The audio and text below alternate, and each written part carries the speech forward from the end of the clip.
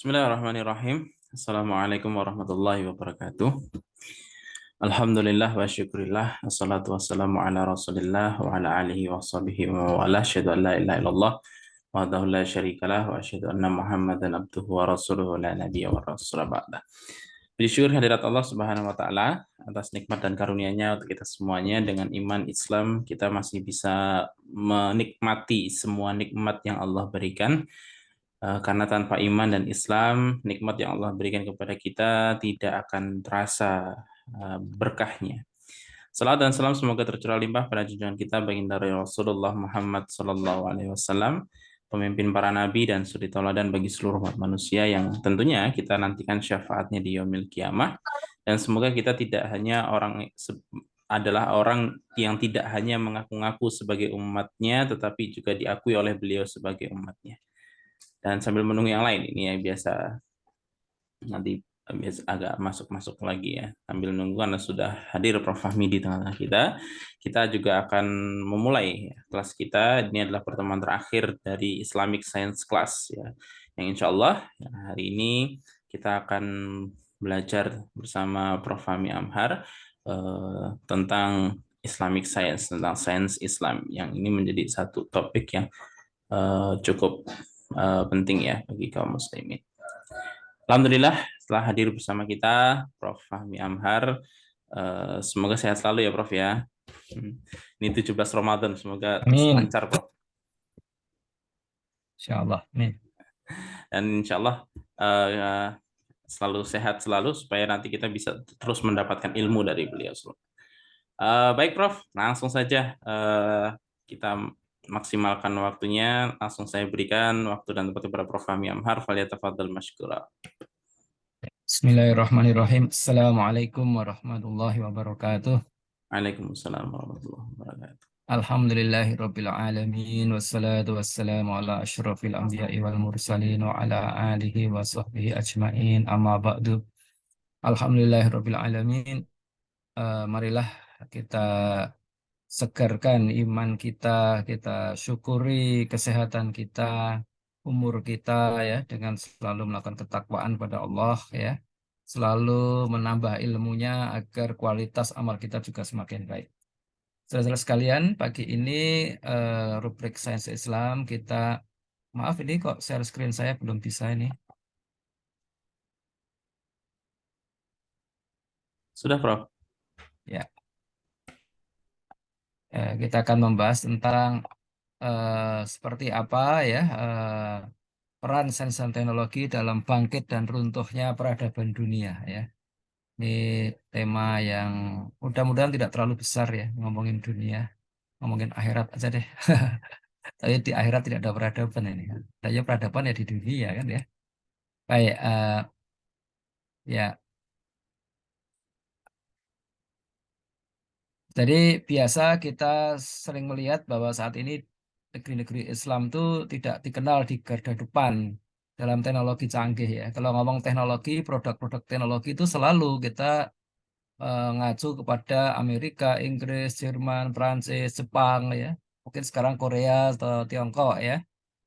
Kan nggak ada kita, oh ini HP buatan Mesir gitu kan nggak ada. Nah, ini mobil buatan Uni Emirat Arab nggak ada itu ya seperti itu ya. Padahal dulu umat Islam itu pionir-pionir di berbagai cabang sains ya dan teknologi ya. Mau aljabar, mau astronomi, kimia ya, semua itu ya, masuk juga arsitektur ya. Nah, sementara di zaman Rasul sendiri belum ya. Jadi zaman Rasul itu nggak ada, kita kalah jauh lah dengan Barat itu, dengan Barat, dengan Persia atau Romawi atau Mesir atau India itu kalah jauh. Tapi nggak sampai 2 abad tuh sudah melesat ya, dan itu bertahan berabad-abad kemudian ya. Jadi pertanyaan yang sering diluncurkan itu adalah apa kuncinya ya, sehingga kebangkitan itu seperti itu. Apakah karena mereka banyak sholat berjamaah ya, atau banyak puasa sunnah itu kan? Jadi kadang-kadang orang kan seperti itu cara berpikirnya ya.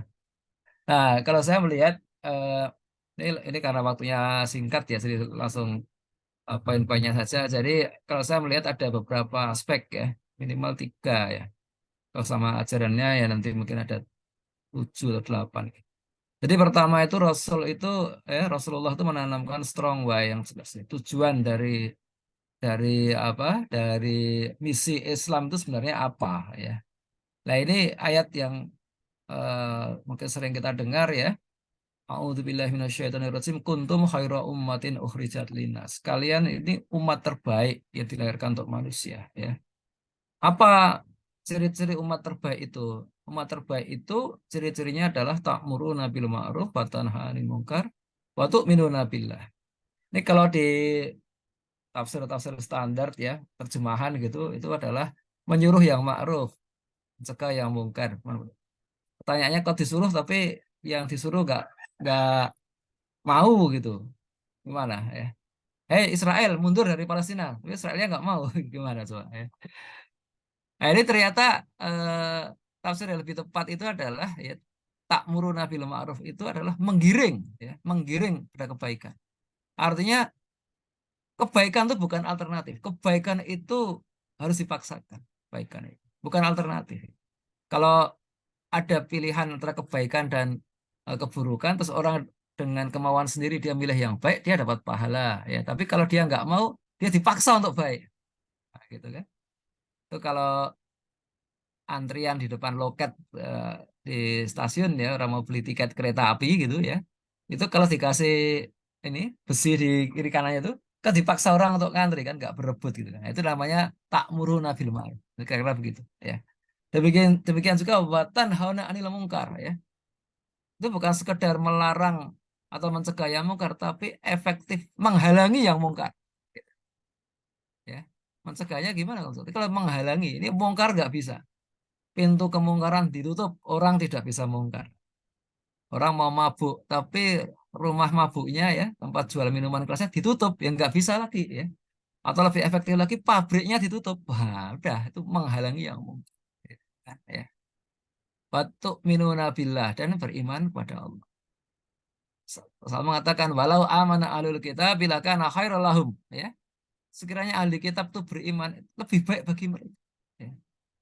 Orang-orang apa orang-orang Tiongkok, orang Jerman ya, itu nggak beriman, tapi mereka bisa bikin produk yang baik ya. Bikin Mercedes ya, bikin apa? Mobil-mobil Jerman itu kan kualitasnya top lah ya. Kalau Cina konstruksinya yang top ya.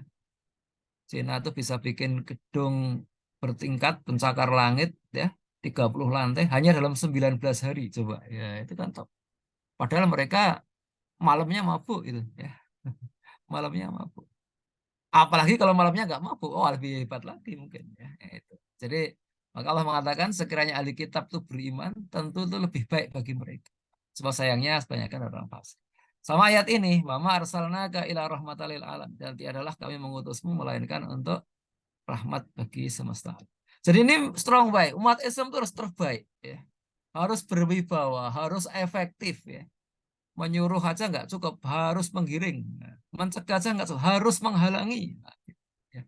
Dan itu perlu nanti kita akan melihat sains dan teknologi diperlukan di sini.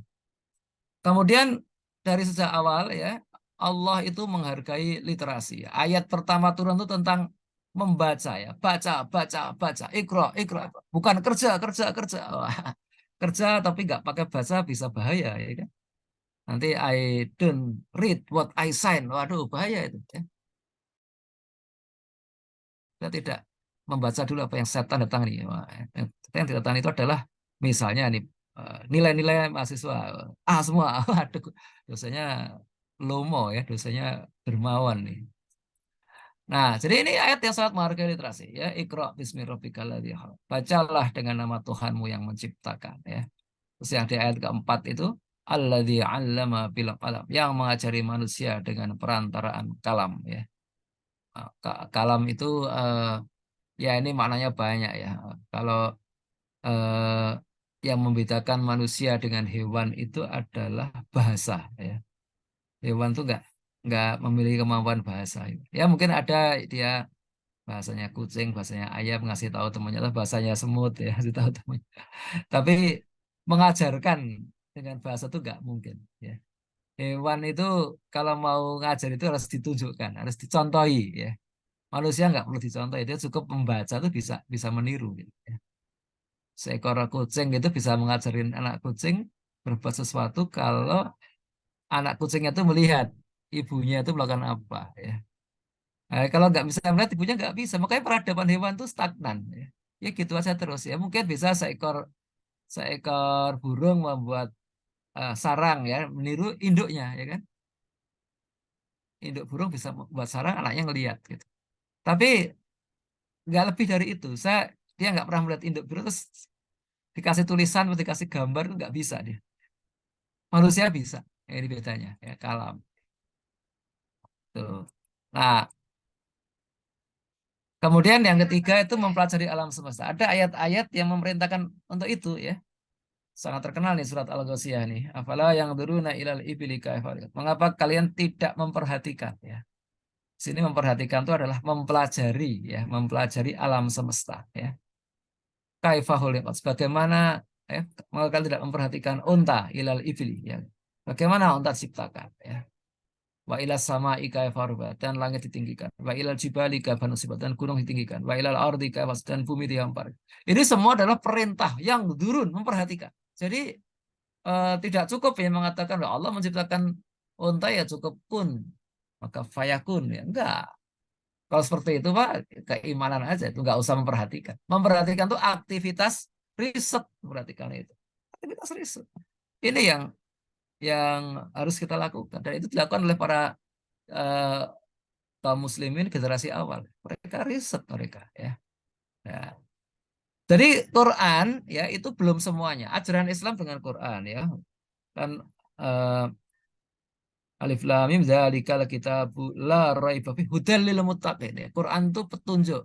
Tapi Quran belum semua ilmu Allah ya. Allah mengatakan walau annama fil ardi minas syajaratin ya aqlamu wal bahru yamudduhu min ba'di sab'atu abhurim ma nafidat kalimatullah ya.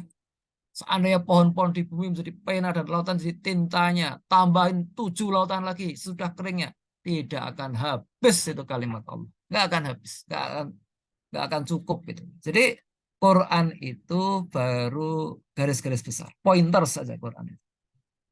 Dalamnya mah nggak di Quran ya. Mau cari bagaimana apa cahaya bekerja itu nggak bisa dengan Quran.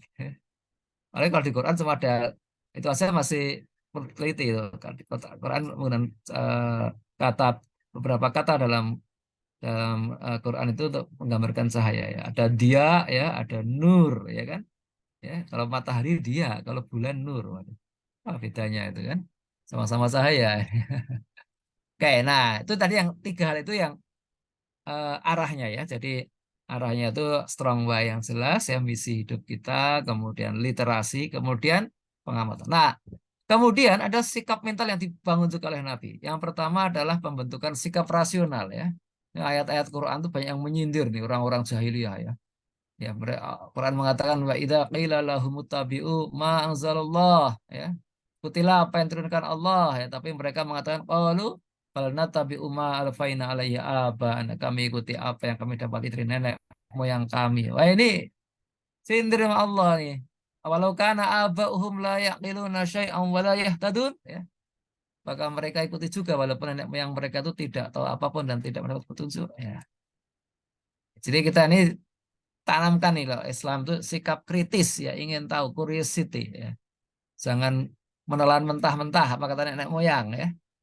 Jangan-jangan nenek moyangnya memang dulu nggak tahu ya, atau tahu tapi transfer ya. Transfer informasi ke kita ini nggak sempurna, ada bias, distorsi di mana-mana ya. Kita suruh kritis.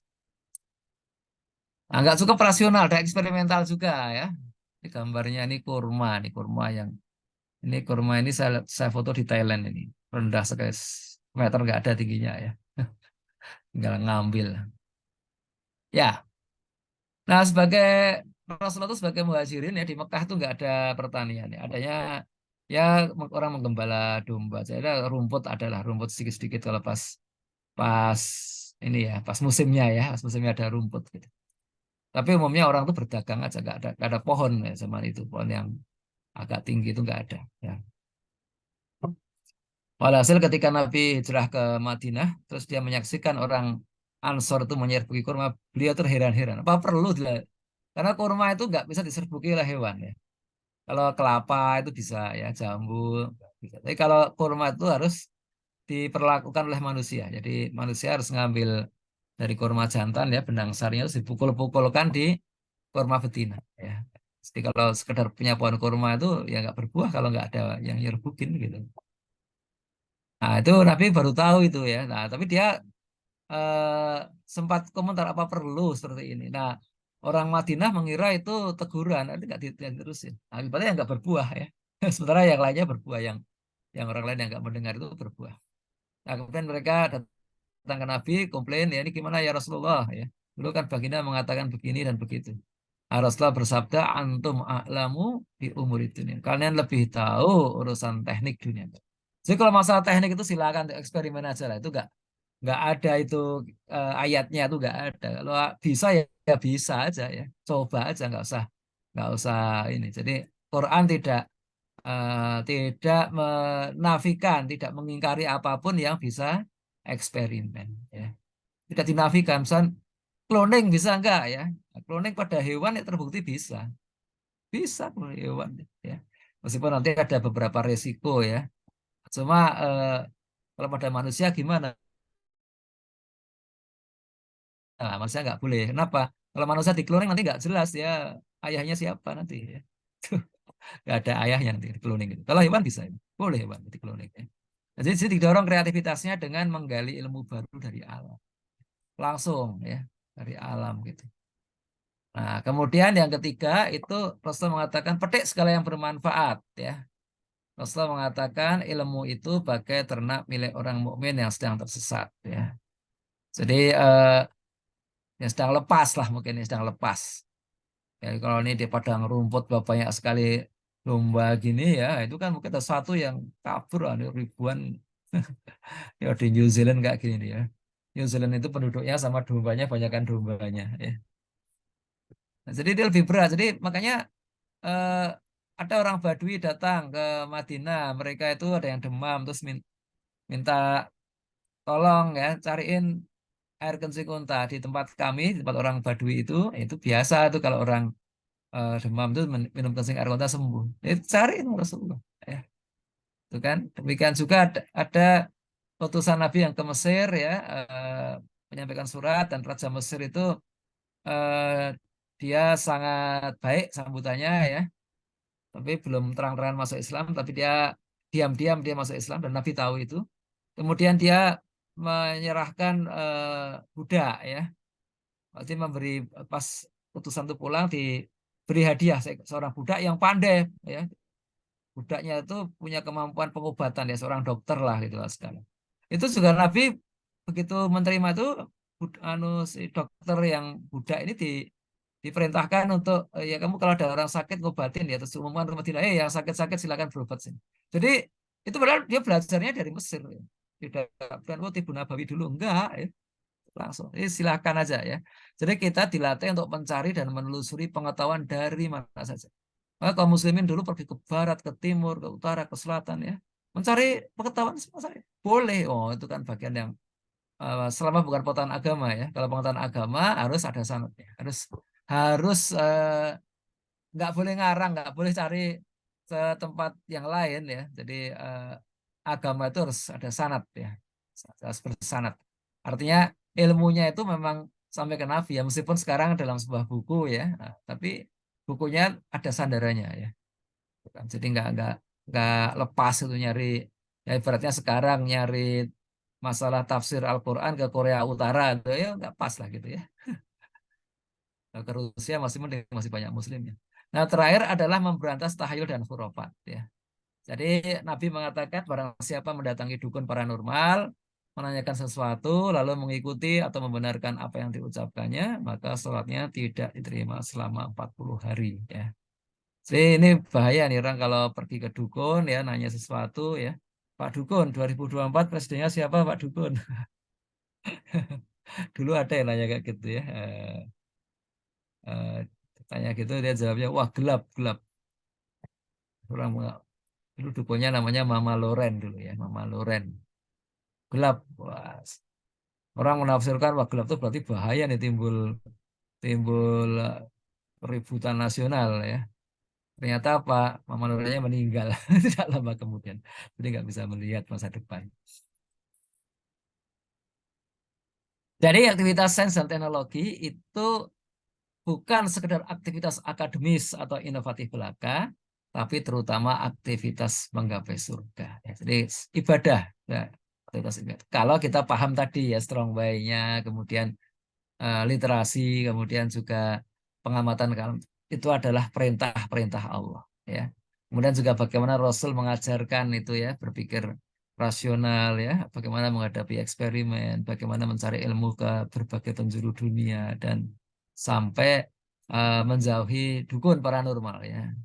Sekarang ini Indonesia kan hobinya itu ya, ada orang ilmunya nggak jelas itu kan, dari agama bukan, secara ilmiah terbukti juga enggak ya, tapi kemudian ngeklaim bisa ngobatin, wah laris banget ya.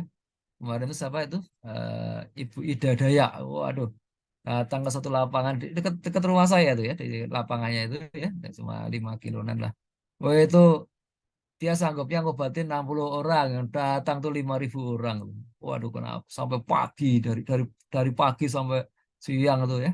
Ya Allah, itu kan dalam apa yang dikerjakan itu saya ya tidak, orang tuh cari yang ajaib-ajaib gitu loh ya. Kalau nyari murah ya itu nggak murah juga ya. Berbagai pengobatan akhir zaman, ya, pengobatan akhir zaman itu nggak murah itu. Tapi ya orang karena inginnya itu nggak usah pakai proses ya. Sakit itu nggak usah pakai minum obat 3 bulan, nggak langsung sembuh ya. Di apa dipijet sebentar langsung sembuh. Pokoknya begitu ya, ya nggak bisa lah gitulah ya. Kemudian setiap perintah syara itu sebenarnya terkait dengan sains dan teknologi. Kita lihat aja nanti ya. Jadi ada yang Quran tuh memberikan banyak eh, berita, perintah, tantangan untuk terus ya riset ya. Ada juga fardu kifayah yang hanya efektif tertunaikan kalau ada sains dan teknologi yang mendukung. Dan juga ada ayat yang eksplisit memberikan tantangan. Dia ada bermacam-macam cara Allah untuk menjadikan umat Islam itu umat yang melek sains itu ada. Ya. Nah, contohnya nih sholat nih. Sholat itu akses ibadah, nggak ada yang meragukan. Tapi ada sekian banyak sains dan teknologi yang terkait dengan sholat. Misalnya sains atau teknologi mencari arah kiblat. Ya. Ada lagi teknologi untuk mencari waktu sholat. Ya. Ada lagi teknologi untuk mendapatkan air untuk wudhunya. Kemudian memanggil orang untuk jamaah di masjid. Ya, ada loh sekarang teknologi ini. Dulu nggak. Ya mungkin dulu karena banyak faktor yang lain yang belum tercapai. Tapi ya dulu ya pakai pelantang non elektronik ya. Ya, meskipun terbatas ya ada juga ya sampai ya teknik sipil atau arsitekturnya untuk membangun masjid itu sendiri. Jadi ini semua adalah hal yang terkait erat dengan setiap syara ya, dan itu soal kehalalan makanan juga ada, keabsahan pakaian ya, kesempurnaan kediaman, bikin rumah WC-nya di mana, pakai sains itu kan ya, buang sampahnya di mana, seputar pergaulan ya, bagaimana mengetahui mahram seorang ya, tentang nikah, tentang waris ya. Al-Jabar itu dibangun dari fikih waris sebenarnya ya. Kemudian muamalah bisnis global gimana caranya ya. Kemudian penegakan hukum ya, pertahanan dan ini semua adalah kewajiban syara yang memerlukan sains dan teknologi. Ya, berlaku kaidah malayatimul wajib illa bi bahwa wajib ya. Apa yang mutlak diperlukan untuk absahnya sebuah kewajiban, hukumnya berarti wajib. Contohnya ini ya. Ini ada dulu ada apa seorang peneliti dari Belanda namanya Christian Meinersma ya. Dia itu meneliti produk-produk dari babi itu atau banyak sekali itu produk babi itu. Banyak ada lebih dari 100 ya. Ada sampai kuas bulu, sampai alat pertahanan nih. Wah, Masya Allah. Ini gimana ini? Bagaimana mendeteksinya nih? Wah, ini nggak halal nih karena dibuat dari babi. Atau mungkin bukan berupa makanan ya, tapi tetap aja ya. Tas dari kulit babi. Bisa saja kan gitu. Gimana cara mendeteksinya? Ini kan luar biasa ya. Bisa kalau kita nggak kalau kita nggak menguasai sains dan teknologi kita nggak bisa mendeteksi ini ya. Atau orang muamalah ya di rumah gimana supaya nggak terjerat riba itu gimana caranya itu. Akuntansinya gimana ya biar sama-sama enak ya. Karena sekarang ini banyak orang itu kan buta ya. Ya, dia kalau nggak mendolimi, kalau nggak didolimi dia mendolimi. Kalau dia terjerat riba, dia terdolimi. Ya. Tapi kalau dia nggak pakai itu ya, tidak banyak orang mau menghutangi yang supaya sama-sama win-win ya. Menghutangi 100 juta beli rumah, ya. Tapi ya nanti dibayar 10 tahun kemudian atau 20 tahun kemudian ya 100 juta lagi itu sudah nggak bisa buat beli rumah itu sekarang ya. Saya 20 tahun yang lalu beli rumah itu cuma 70 juta ya. Sekarang rumah yang sama bisa 5-6 kalinya harganya ya. 20 tahun kemudian. Jadi kan itu ya itu yang mengutangi yang terdolimi kan. Itu repot itu. Gimana caranya supaya adil? Nah, ini kan perlu sains itu ya. Perlu sains gimana caranya? Ya, jadi untuk bisa mendapatkan sains yang baik itu memang perlu pendidikan ya. Cuma sekarang ini kan waduh, pendidikan mahal ya. Karena rupanya di dunia ini saat ini sebagian besar pendidikan itu kapitalistik ya, kapitalistik. Kapitalis itu negara hanya mensupport sebagian kecil ya, sebagian kecil. Jadi kayak di kampus-kampus negeri itu ya, itu sebenarnya negara ngasih uang, tapi dikit ya, dikit. Mungkin cuma gaji pegawai yang PNS saja kasih ya.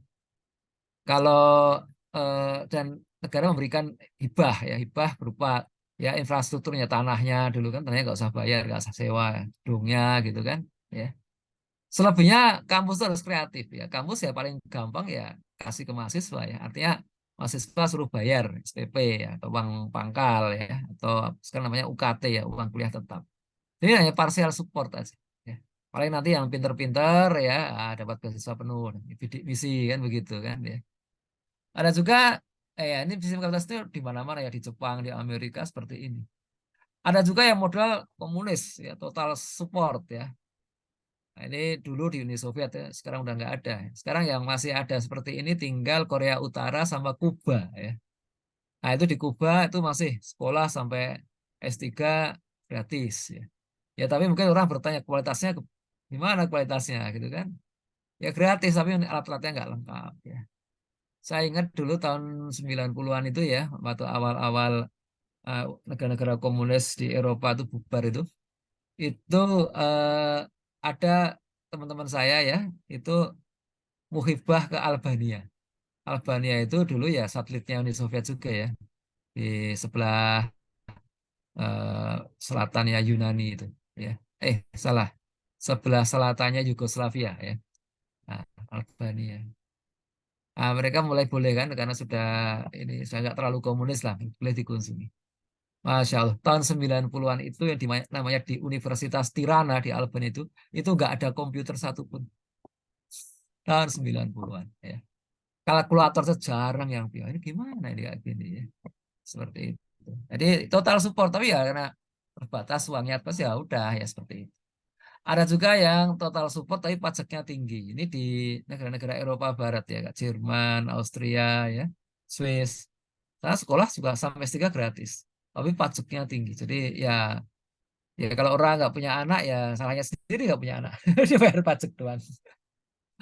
Ya kalau punya anak seneng ya di sekolahnya nggak usah bayar. Ada juga yang negeri kaya sumber daya alam, misalkan Brunei ya, Kuwait ya, Qatar ya, itu di sana sekolah gratis juga ya. Tapi karena kaya sumber daya alam, ya.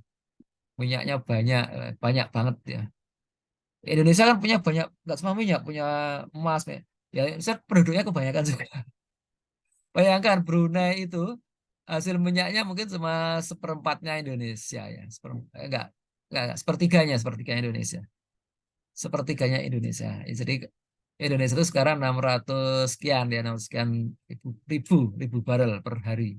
Brunei itu 200 sekian ya, 200 ribu. Tapi penduduk Brunei hanya 300 ribu. Penduduk Indonesia hampir 300 juta. Ya, jelas enak banget di Brunei. Ya, pembaginya kecil, ya. Dapatnya per kapita tinggi banget. Ya. Jadi seandainya orang Brunei itu semua tidur-tiduran aja, rebahan aja ya. Negeri kaum rebahan.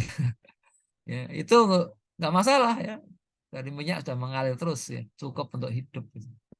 Nah, cuma kan, nah dulu gimana ya? Ada yang kelima. Zaman khilafah dulu itu ya, selama berabad-abad itu tidak ada pajak, tapi juga tidak ada sumber daya alam. Terus pakai apa? Nah, ini. ada 3 hal yang menyebabkan mereka mampu membuat pendidikan yang baik sehingga bisa riset yang hebat ya. Pertama ada energi ruhiyah. Nah, ini yang sekarang langka ini. Energi ruhiyah itu energi yang menggerakkan orang-orang tanpa harus dibayar. Para sahabat emang dibayar untuk masuk Islam, enggak malah repot kan. Masuk Islam malah susah gitu. Tapi mereka berani ya, enggak dibayar ya. Nah, kemudian dengan visi itu kemudian mereka ya visi tadi strong by tadi. Yang pergi ke Mesir belajar astronomi ya, pergi ke India belajar matematika ya, pergi ke Cina belajar bikin kertas ya. Dibayar enggak? Enggak dibayar. Malah keluar uang ya, keluar uang. Nah, meskipun uangnya enggak harus uang mereka sendiri. Nanti ada dengan yang berikutnya ya. Nah, jadilah sehingga para ya memang ada dulu guru yang dibayar mahal, tapi enggak semua ya. Ada yang tadi dia enggak mencari uang, dia mencari keridhaan Allah. Dia tahu bahwa mengembangkan sains dan teknologi itu ibadah ya. Fardu kifayah tapi ya. Jadi biar biar apa? Biar Allah semakin menyayanginya. Jadi mereka ini kemudian ya meskipun susah enggak terus kemudian cari ganti profesi lain. Oh sekarang kan banyak ya lulusan pondok suruh ngajar ngaji aja nggak tahan. Kenapa? Ya gajinya kecil banget. Dibayar masjid kecil di kampung ya kasih aja 500.000 sebulan ya. Kecil banget ya. Gimana mau mau nikah gajinya 500.000 sebulan ya. Takut ya. Sehingga ketika kemudian ada pabrik nih cari karyawan untuk apa untuk bagian packing. Nih masukin produk ke dalam dus itu kan ya. Gajinya berapa? UMR nih, UMR-nya 3 juta, 3 juta. Mungkin nanti ada tambahan sedikit ya, tambahan apa, makan siang atau apa gitu. Tinggal itu TPA-nya ya. Saya pernah ngalami itu ya. Bikin TPA gitu, tinggal nggak ada yang ngajar. Nah, saya sendiri kan nggak bisa ikut ngajar kan, saya juga kerja gitu. Nah itu repot itu ya. Kecuali kalau itu memang mereka ya sadar bahwa mereka tidak kapitalistik ya. Nah, inilah ya. Jadi mereka mencari pahala pasif ya, nilai spiritual aja. Terus aku duitnya sih gak apa-apa, cuma doanya mustajab lah itu yang penting. Doa mustajab itu harganya berapa ya? Doa mustajab.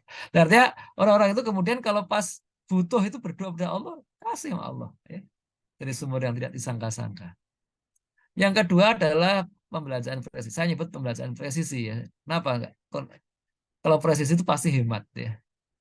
Hemat aja belum tentu presisi. Itu ya, hematnya hemat, tapi apa nih kok komputer aja nggak punya. So, kampus, universitas komputer nggak punya. Gimana di hari gini? Ya, gitu. Bukan begitu ya.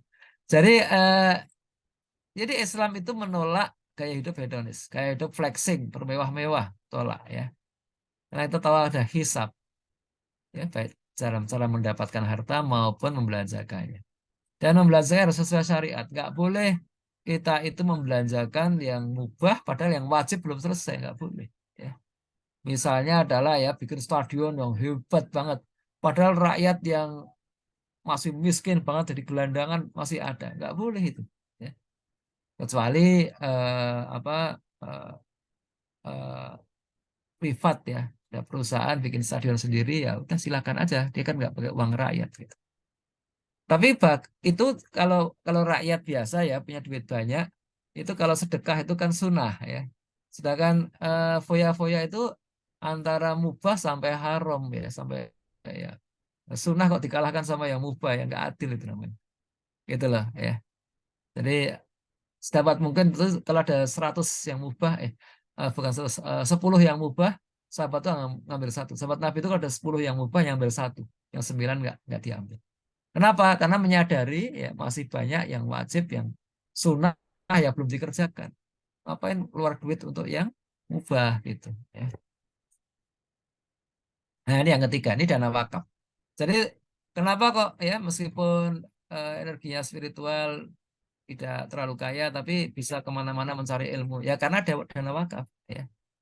Ya, jadi orang kaya itu belum merasa kaya kalau belum wakaf. Termasuk wakaf untuk pendidikan, wakaf untuk membuat laboratorium. Sekarang kan susah ya, ya nyari orang yang mau wakaf. Wakaf itu apa? Wakaf untuk bikin lab matematika loh. Matematika ada labnya. Adalah bisa dibikin itu ya. Orang uji statistik ya, uji apa macam-macam lah gitu, matematika terapan gitu ya. Jadi orang kaya ini berlomba dengan para ulama ya. Kalau ulama bisa dapat eh, amal yang tidak akan habis meskipun sudah mati ya. Ilmunya misalkan ya, Imam Bukhari misalnya membuat sahihnya itu kan jadi ilmu manfaat itu sampai sekarang dipakai orang terus ya, dapat pahala terus, suka nggak suka. Demikian juga para ilmuwan ya. Eh, Al-Khwarizmi penulis aljabar gitu, pembuat konsep aljabar yang pertama. Itu dia bahkan yang pakai orang kafir pun, orang kafirnya berdosa, Imam Al-Khwarizmi dapat pahala. Enak apa enak kayak gini ya. Orang kafir merencanakan ini pengeboman di Irak atau di Palestina ya, menunjukkan rudal kan dalamnya pakai matematika juga itu, ya. Dosa kan? Tapi pada saat yang sama penggunaan matematika itu mendatangkan pahala bagi Al-Khawarizmi.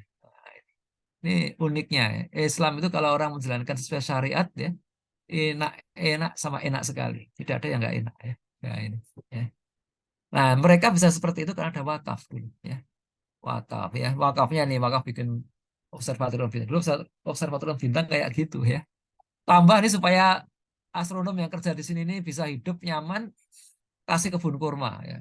Berapa hektar ya? 100 hektar lah misalkan itu. Kalau sekarang kebun sawit ya sekarang ya. Itu kebun kurma.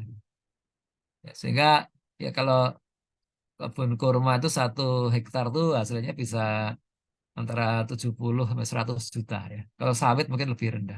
Sawit itu mungkin 20 sampai 35 lah gitu ya.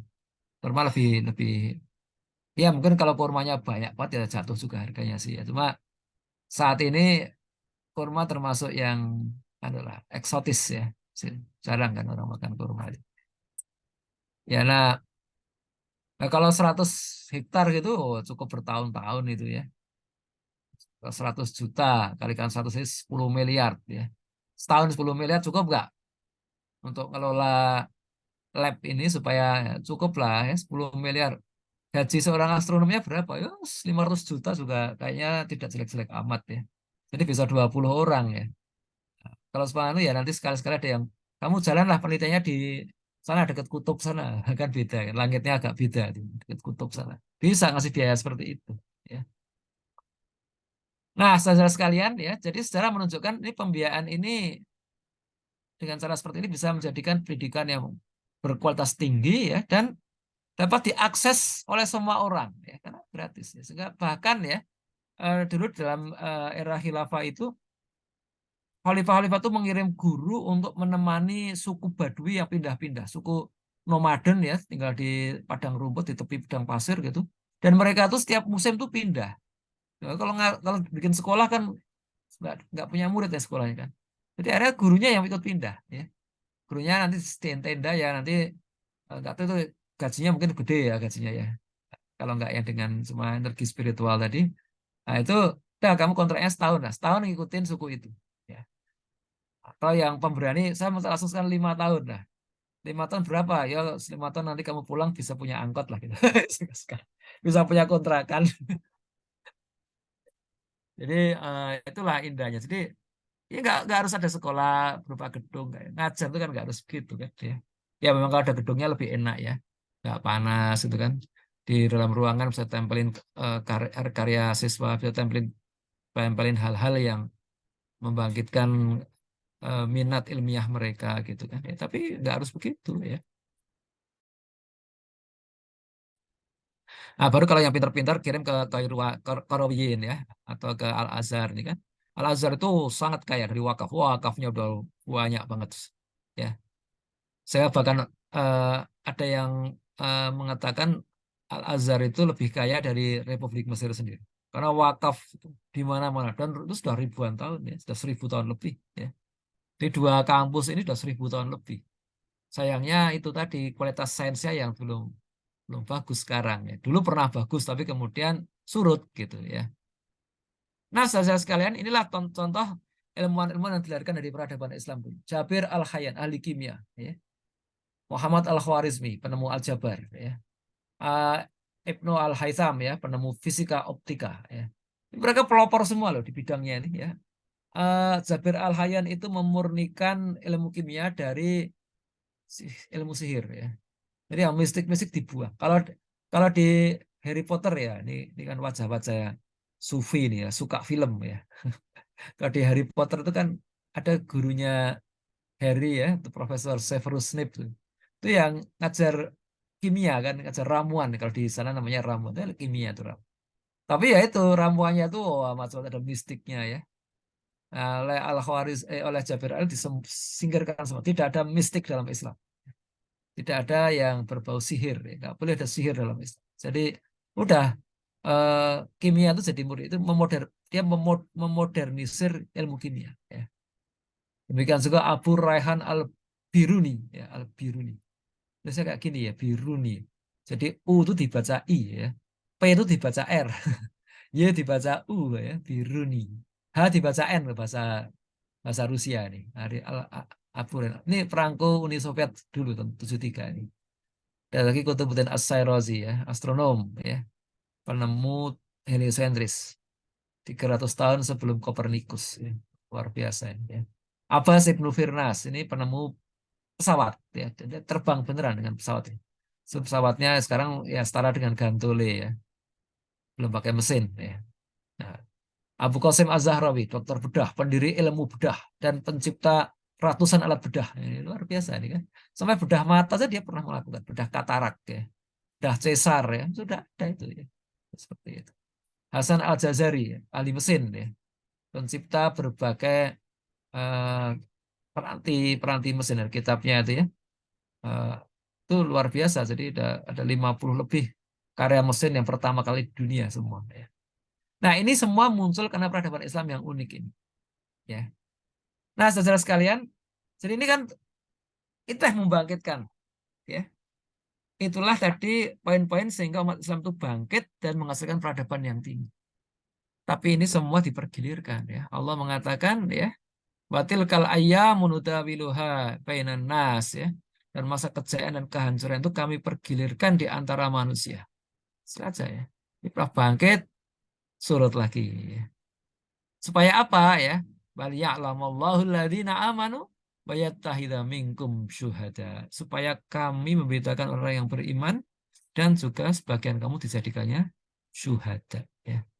Jadi ini pasti cuma kapan bergilirnya itu ya. Kok kita sekarang masih terpuruk kok belum naik lagi, ya kan? Apakah yang kaya memang makin kaya, yang kafir makin kafir gitu, yang miskin makin miskin? Apa begitu benar ya? Ternyata tidak ya. Ada sebuah penelitian oleh Reza Rahman dan Hussein Askari. Dia meliti kira-kira 100 negara, tanya 100 sifat yang mestinya melekat pada orang-orang Islam ya. Saya bersih ya, teliti gitu kan, kemudian ya menepati janji ya. Ternyata juaranya bukan negeri Islam. Ini kita sudah nggak semakin nggak Islami. Ya. Maka kemudian ini kalau saya refleksikan di era akhir dari Khilafah Utsmaniyah masuk akal ya. Oh, sekarang udah kehilangan banyak sekali sifat ini ya. Di Quran masih ada, di hadisnya masih ada, tapi pengamalannya nggak ada. Ada kitab ini ya, Bangkit dan Runtuhnya Khilafah Utsmaniyah. Sebetulnya sama itu ya, banyak sifat-sifat yang hilang. Dan juga ada buku ini, The Rise and Falls of the Great Powers ya, Paul Kennedy. Ini juga menunjukkan bahwa oh ya, semua bangsa itu akan mengalami surut kalau sifat-sifat buruknya itu muncul lagi. Ya, gitu. Ini di bukunya Paul Kennedy itu ceritakan untuk kebangkitan bangsa Portugis, bangsa Spanyol ya. Tapi mereka sekarang sudah bukan superpower mereka ya. Kenapa demikian? Ya ada nih kita lihat ya. Nah, ini yang menganalisis sejarah itu adalah diantaranya Ibnu Khaldun. Tapi ini sejarah sampai beliau hidup ya. Beliau hidup abad 1415 tuh. 1400 sekian tuh dia meninggal ya. Ternyata ya ada suatu siklus ya. Ini kalau di bahasa ini namanya siklus Kirchhoff ya atau ya. Kok Kirchhoff? Kondratif, siklus kondratif ya. Jadi kita kalau terpuruk tapi kita mau berpikir itu ada kita naik lagi. Nanti kalau sudah naik atas turun lagi. Kenapa? Orang-orang setelah kita itu nggak mikir nggak tahu proses kenapa kita jadi baik itu nggak tahu. Ngerti itu sudah baik, jadi mereka nggak belajar. Turut lagi itu bertahun-tahun. Saya dulu pernah waktu SMA itu jadi ini ya, panitia camping, ya camping pramuka sekolah. Gitu. Saya kelas 2, saya kelas 2, saya pesertanya kelas 1. Ya, kelas 2 itu ada sekian orang ya, yang mau masih ikut pramuka di kelas 2 gitu. Hasilnya bagus banget. Kenapa? Karena waktu saya kelas 1, saya menjadi korban ya. Jadi panitianya nggak becus waktu itu, satu kelas saya kelas 1 ya. Tenda belum berdiri sudah hujan ya. Wah, parah lah itu. Sehingga kita tidak ingin seperti itu lagi. Jadi kita atur sedemikian rupa ya sehingga orang itu ketika eh, apa eh, jadi datangnya juga gimana, jam berapa kira-kira yang risiko hujannya kecil gitu ya. Nah, tapi waktu waktu saya kelas 3 kan sudah nggak ikut pramuka lagi ya. Saya dengar kacau lagi. Ya. Jadi anak-anak kelas 1 yang saat saya jadi panitia ya itu nggak belajar. Kenapa dulu kok bagus? Akibatnya ketika mereka sendiri jadi panitia ya hancur lagi gitu. Itu siklus kondratif namanya. Ya. Dan Ibnu Khaldun membuat kalimat begini. Zaman yang berat menghasilkan orang yang hebat. Orang yang hebat menghasilkan zaman yang mudah. Zaman yang mudah menghasilkan orang yang lemah. Orang yang lemah menghasilkan zaman yang berat. Siklus ini. Tapi ini tidak berarti zaman yang zaman yang mudah itu langsung berat lagi, enggak ya. Tergantung ya. Nah, juga zaman yang berat menghasilkan orang hebat itu tidak otomatis. Tapi yang benar kalimatnya begini. Zaman yang berat menghasilkan orang yang hebat selama mereka bersabar dan tekun belajar. Nah, ini. Kalau mereka nggak bersabar, nggak tekun belajar, ya nggak dapat. Harus tekun belajar. Zaman yang mudah menghasilkan orang yang lemah bila mereka hidup bermewah-mewah dan lupa berdakwah. Tapi kalau mereka tidak bermewah-mewah, mereka tetap hidup zuhud ya. Zuhud itu perintah Islam juga zuhud ya. Punya duit 10 miliar jangan dipamer-pamerin lah ya, santai aja ya. Yang penting nggak punya utang gitu aja. Ya, mobilnya sudah 30 tahun juga nggak apa-apa. Itu Warren Buffett tuh mobilnya lebih tua lagi tuh. Kalau dia orang terkaya di dunia ya. Nah, dalam Islam jangan lupa, juga lupa berdakwah.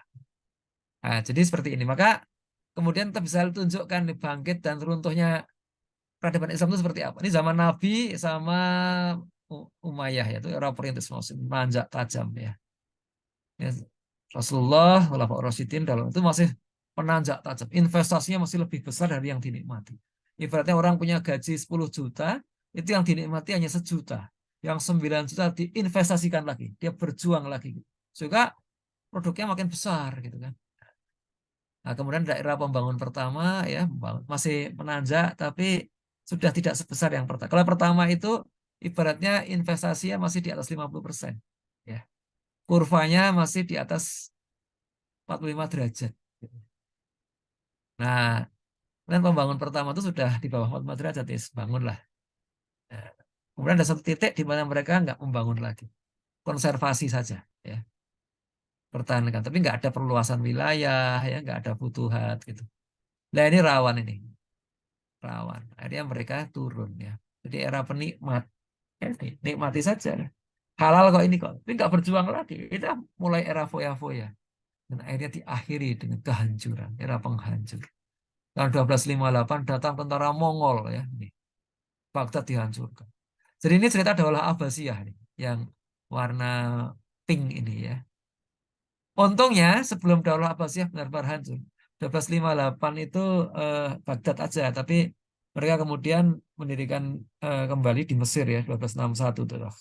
Khalifah Abbasiyah di Mesir. Nah, untungnya kemudian ada yang mencabang ini ya, era pembangun dua. Itu orang-orang Turki ya. Nah, mereka kemudian tapi mengulangi lagi kesalahan sebelumnya ya. Sehingga mereka hancur lagi tahun 1924. Belum lama nih, baru 100 tahun yang lalu kira-kira. Di Daulah Utsmaniyah. Jadi seperti ini. Nah, waktu perintis kita lihat ya, waktu perintis itu ya, itu mulai landai itu ya, jadi era pembangun satu itu karena pendidikan Islam dan bahasa Arab tidak bisa mengimbangi ekspansi. Artinya Islam awalnya itu selalu hadir kemudian disusul dengan bahasa Arab. Ya. Jadi pemerintahan dengan bahasa Arab ya itu dari Mesir sampai Maroko itu zaman Nabi nggak pakai bahasa Arab. Ya. Dari Mesir sampai Maroko pakai apa? Pakai hieroglif bahasa Mesir kuno ya. Atau bahasa Romawi, bahasa Latin dulu ketika Romawi menjajah Mesir ya. Tapi begitu Islam berkuasa di situ ya, dari Mesir sampai Maroko itu bahasa Arab semua sampai sekarang ya. Tapi ketika Islam berkembang ke arah India, ke arah Nusantara, nggak terjadi, nggak cukup. Yang ngajar bahasa Arab nggak cukup ya. Karena yang diambil cuma hurufnya ya. Jadi kita ini di Nusantara ini sampai abad 20 ya, itu masih pakai huruf Arab ya. Karena dulu yang paling generik itu huruf Arab. Ya, kalau pakai huruf Jawa ya orang Bugis nggak kenal ya. Pakai huruf Aceh kuno ya orang Jawa nggak kenal. Tapi kalau huruf Arab mau tidak mau karena Arab itu standar ya. Kalau mau Muslim harus mau Islam harus bisa bahasa ya nggak harus bahasa Arab penuh tapi bisa baca Arab ya karena Quran dalam bahasa tulisan Arab gitu ya. Kemudian mulai ada mitos dan filsafat asing ya. Kemudian Isyad tidak berkualitas sehingga pintu Isyad ditutup. Wah, udah ya makin hancur ya. Tentunya ada yang bisa menyelamatkan gitu kan ya. Nah, kalau di era Utsmaniyah itu yang membuat melempem itu adalah jihadnya mengendor. Akibatnya visi global strong by-nya melemah. Dan disinilah bahasa Arab benar-benar ditinggal. Kalau di yang depan tadi nggak ditinggalkan, cuma nggak ngimbangi aja. Ya. Kalau di Turki itu sudah apa Utsman itu benar ditinggalkan. Itu yang bahaya di situ. Ya. Lalu kemudian setelah itu ya udah teknologi tertinggal, pelayanan buruk, separatisme, ya, karena pemilu Islam lepas. Nah inilah milestone sekarang apa yang jadi penyebab dahulu kaum muslimin menjadi pusat peradaban dunia, ya, ya. Jadi bangkit dan runtuhnya peradaban Islam itu bukan diawali dari sains dan teknologi, tapi dari konsep atau ajaran yang diwariskan Nabi. Ini yang lebih penting ini. Ada tiga ini, kata kuncinya. Pertama, Quran dan Sunnah dijadikan pedoman resmi, nih kan, baik dalam kehidupan individu, jamaah maupun bernegara, baik dalam masalah ibadah, muamalah maupun dalam pengembangan sains dan teknologi. Itu Quran, ya. Kemudian Nabi juga mewariskan ya ulamanya. Masih ada ulama-ulama yang gigih memegang seluruh ajaran Islam dari A sampai Z, ya, menjelaskan isinya kepada umat, ya, dan juga menasehati para pemimpin dalam berbagai aspek kehidupan. Nah, sekarang ini kan susah kayak gini nih. Banyak ulama tuh ulama amplopiun ya. Mau datang kalau ada amplopnya, ada bisyarahnya. Ini nggak repot seperti ini kan. Dakwah itu mengubah yang kurang baik jadi baik. Kalau yang sudah baik jadi lebih baik, itu namanya taklim. Ya kan? Orang sudah ke masjid itu sudah baik. Ya. Gimana kalau orang belum baik, ya kan diubah. Bang. Belum baik di mana? Orang belum baik di trotoar sana ada nongkrong. Di mana yang komunitas nongkrong ini kita ajak jadi komunitas beriman. Gitu. Nah, ini kan dakwah itu nggak dibayar. Siapa yang mau bayar? Itulah ya para ulama-ulama daerah dulu kita di Nusantara pernah punya orang-orang seperti ini ya. Para perintis ini luar biasa ya. Tuh ya, kayak Muhammad Dahlan, kayak Hasyim As'ari ya. Nah, kemudian ada institusi negara yang menerapkan Quran dan Sunnah dan siap dikontrol masyarakat ya. Nah, dulu ada khalifah nih, Amirul Mukminin ya. Sultan Abdul Hamid ya. Abdul Hamid Khan ya. Khan. Khan itu bahasa Turki ya, penguasa ya, ya. Tinggi. Nah, itu ya kalau ada apa itu dulu Genghis Khan orang Mongol ya. Ya bahasa Mongol bukan Genghis, ada Genghis aja gitu kan ya. Khan itu penguasa, raja Mongol ya. Raja ya. Nah, Sultan Abdul Hamid itu dulu ya dia orang yang dipercaya oleh masyarakat. Nah, dia mendengarkan masyarakat ya, mau dikontrol, tapi dia juga nggak korupsi gitu kan. Sehingga orang tuh percaya, serahkan wakaf ya paling aman ke beliau, pasti dijaga betul. Ya. Nah inilah saudara sekalian, ini yang kunci rupanya dari apa? Dari peradaban Islam yang meroket dulu. Ya, ini yang kita dapatkan kembali supaya peradaban kita sekarang ikut meroket. Demikianlah kurang lebihnya. Silakan, Mas Dika, saya kembalikan waktunya. Siap, Prof. Masya Allah, ini kita diingatkan kembali ya tentang bagaimana membangkitkan kembali nantinya. Nah, ini sudah ada masuk pertanyaan ini, kita masuk sesi diskusi. Yang pertama dari Mas Iqbal. Bagaimana cara menyeimbangkan diri bagi seorang muslim yang ahli dalam ibadah secara ritual, namun juga ahli di berbagai ilmu lainnya, dikarenakan masih banyak orang yang berat sebelah terkait hal tersebut. Terima kasih. Ya, semua ilmu itu ada fardu ain dan ada fardu kifayah ya. Tidak semua ilmu fardu ain. Salat itu fardu ain, tapi tidak semua ilmu tentang salat itu fardu ain. Ya, semua dalil-dalil tentang bacaan tasyahud gitu, misalkan apa ya semua orang harus mempelajari. Itu hadisnya banyak banget itu. Bacaan di antara dua sujud itu banyak banget. Saya dulu, alhamdulillah, waktu saya SMP itu saya sudah sempat membaca buku fikih sunnah ya. Saya dulu sekolah di SMP 2 Magelang, itu dulu belakangnya itu perpustakaan dulu ya. Dulu di Museum Sudirman tuh. Belakangan pindah, makin banyak bukunya pindah ke Balai Pelajar. Nah, Balai Pelajarnya sampingan persis sama SMP 2 itu. Sekarang pindah lagi ya, sekarang ada di apa Kiai Sepanjang ya, Bumi Kiai Sepanjang itu. Nah, itu saya dapatkan buku itu saya baca tuh, wah, menarik juga kok. Bacaan di antara dua sujud, oh banyak variannya itu. Saya cari aja yang penting ada saya sohih, cari yang paling pendek biar cepat sholatnya ya. Saya bacanya dunia cuma 5 item tuh. Robbi firli, warhamni, wa'afini, wahdini, warzukni. Lima item ya. Ya. Yang lain ya udah, saya tahu yang lain ada dalilnya. Udah cukup. Ya. Tapi kalau orang belajar fikih ya, dia menekuni fikih sampai doktor gitu, ya hafal itu harus itu ya. Harus hafal. Apalagi kalau dokternya fikih ibadah ya. Jadi fikih aja ada spesialisnya tuh, fikih ibadah, fikih muamalah, fikih jinayah, fikih nanti muamalah pun ada spesialis lagi ini, fikih ekonomi ya. Fikih ekonomi ada spesialis lagi, fikih akuntansi, fikih ekonomi pembangunan ya. Banyak itu ternyata ya. Jadi jangan dianggap remeh. Itu Yusuf Qaradawi itu ya. Yusuf Qaradawi itu dulu doktornya tentang fikih zakat ya. Jadi fikih ibadah saja bisa super spesialis fikih zakat. Dia menulis disertasi tentang zakat aja lebih dari 1.000 halaman tuh. Tentang zakat doang. Apa yang kita harus menguasai semua yang enggak lah. Yang penting kita tahu ini harus wajib zakat nggak sih saya, apa yang saya zakati, ya udahlah saya bayar zakatnya. Gitu sempet gitu kan. Nah, kalau yang rumit-rumit tanya aja pada ahlinya. Ya, yang di antara ahlinya kalau di Indonesia itu Kiai Didin Hafidzuddin ya. Apa dia ahli benar?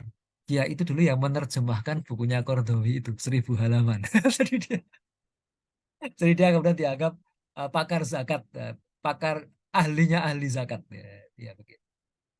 Ya, demikian juga matematika ya. Apa perlu kita semua belajar matematika sampai mendalam? Kalau Mas Dika nih wajahnya kayaknya perlu nih, wajah Mas Dika nih harus ahlinya ahli matematika nih.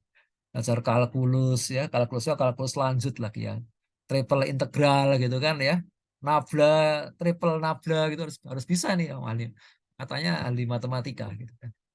Tapi kan orang lain kan enggak, yang penting aku bisa aritmetika bisa. Kalau saya dikasih soal, saya punya uang 100 ribuan, 100 lembar, berapa jumlah uang saya? Harus bisa menjawab dalam 1 detik itu kayak gitu. Terus saya tuh pernah ngisi ngisi buka puasa di rumah orang kaya ya. Saya yakin dia orang kaya karena mobilnya itu Ferrari. Dan di garasinya ada 4 mobil, ada Ferrari, ada Jaguar, ada Mercy, dan ada Volvo. Orang kaya, rumahnya juga bagus. Ada satpamnya juga ya. Orang kaya kok nggak punya satpam tuh diragukan kekayaannya. Ini ya satpamnya ada nggak sendirian, ada CCTV-nya segala macam gitu. Nah, kasihnya itu keluarganya aja keluarga besar. Saya tanya soal nih kak, dia adik punya anak yang masih SMA gitu kan. Saya tanya ini kalau kalau kamu dikasih angpau nih, ya, angpaunya uang 100 ribuan, 100 lembar berapa? Mikirnya lama banget 1 menit baru selesai. Bakat kaya. Ini nggak bakat kaya caranya gini nih ya. Itu ilmu wajib ain kalau seperti itu kan. Aritmetika itu wajib ain ya. Wajib ain. Jadi Nanti sedikit aljabar juga penting lah. Nanti kalau ngitung waris biar benar gitu kan. Nah, kalau dia nanti bagi waris atau ngitung zakat nggak benar itu siksa sama Allah nanti. Siksa pukulin di alam kubur dipukulin itu. Kenapa kamu nggak benar? Saya nggak bisa ngitung Pak Malaikat. Nah aja nggak bisa ngitung. Kamu sekolahnya juga sampai SMA nggak bisa ngitung. Dulu kok lulus ya, saya nebak. Pak Ustadz malaikat ya, malaikat Pak Ustadz. Pak malaikat. Ya, nebak multiple choice soalnya ya, nebak aja bisa ya. Ya, ini repot ya, seperti ini ya. Jadi makanya ya supaya seimbang itu ya kalau kalau yang wajib ain suka tidak suka kita harus mempelajari. Ya. Sains yang wajib ain itu ya beberapa ya nggak harus mendalam juga. Ya. Fisika nuklir pasti nggak wajib ain ya, ya kan? Teori relativitas itu nggak wajib ain ya. Tapi kalau kalau yang kifayahnya mau dipelajari, ya itu kan orang passionnya beda-beda ya. Allah tuh membagikan passion itu macam-macam ya. Ada yang passionnya itu dagang ya, bukan ilmu, bukan sains ya, bukan fikih dan bukan sains. Passionnya itu, umat Islam perlu ada yang ahli dagang juga. Ada yang passionnya itu betulin motor. Ya udah kamu nanti jadi tukang motor aja, nggak apa-apa ya. Nggak harus belajar yang mulu-mulu. Itu orang yang betulin motor tuh bahkan nggak ngerti entropi, nggak ngerti siklus Carnot ya. Kalau belajar fisika kalau kan ada siklus Carnot gitu kan ya, ada siklus Otto, nggak perlu lah. Yang penting itu dia bisa bongkar karburator dan bisa masang lagi dan hidup habis itu mesinnya. Itu siklus Carnot apaan itu. Gitulah, yang lulusan teknik mesin malah nggak bisa bongkar motor ya. Saya punya temen tuh dia sarjana teknik mesin ITB, lulusan ITB. Tak tantang, Mas bisa nyervis motor nggak Mas? Nggak bisa dia. Bisa dipelajari di ITB, ya termodinamik ya. Wis ngono kuwi, Mas. Jadi kita kalau seimbang banget dua-duanya itu langka ya. Cuma memang ada pengalaman pengalaman orang ya bahwa kalau orang itu banyak belajar agama, kemudian dia apa dari kecil ini ya, dia banyak menghafal Quran.